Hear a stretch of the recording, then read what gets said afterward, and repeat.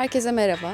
Bugün bizim için heyecanlı bir gün. Çünkü uzun zamandır hasadını beklediğimiz enginarlarımız oldu ve toplanacak kıvama geldiler. Bunlardan güzel bir yemek yapmayı planlıyoruz.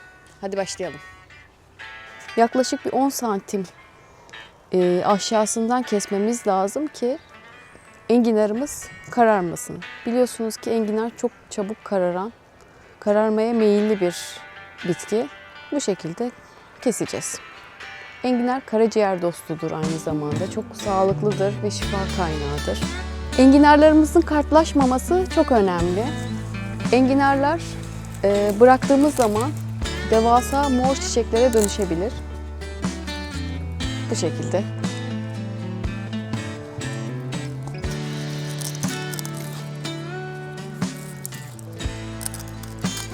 Ayrıca bu sap kısımlarında yemesi mümkündür.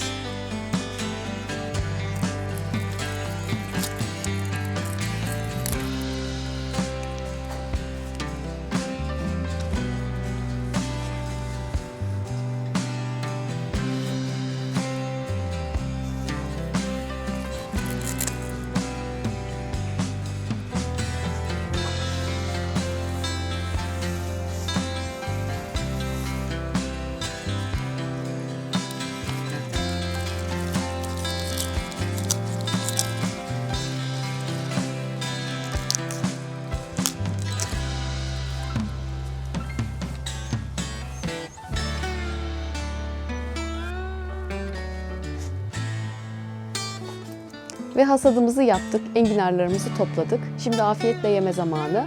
İç baklalı enginar yapacağız. İç baklalar da kendi hasadımız olacak. Birazdan onları da toplayacağız ve hep birlikte afiyetle yiyeceğiz.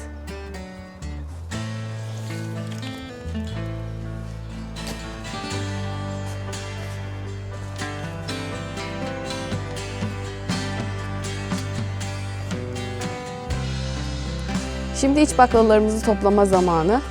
Baklalarımız bu sene o kadar çok verdi ki artık toplayamadık ve kalanları iç bakla yapmaya karar verdik.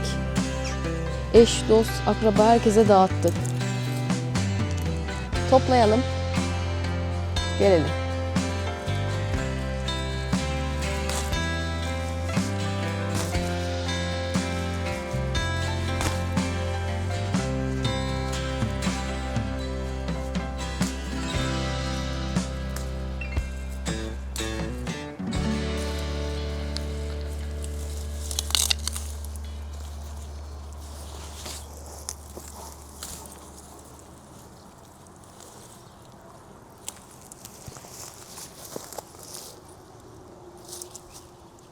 Evet, baklalarımızı topladık. Şimdi yemek için mutfağa geçelim.